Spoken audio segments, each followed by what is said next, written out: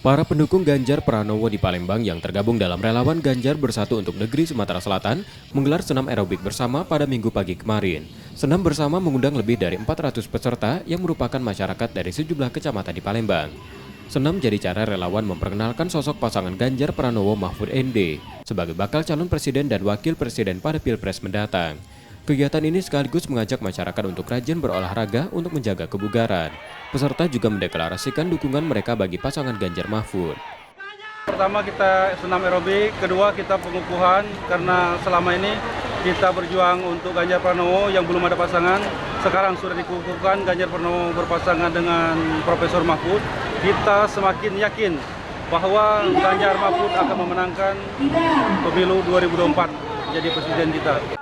Usai senam aerobik, relawan membagikan paket sembako. Relawan Ganjar Bersatu menargetkan pasangan yang mereka dukung dapat meraih kemenangan 70% suara pada Pilpres nanti. Emriskin Nurmizan, Kompas TV, Palembang, Sumatera Selatan.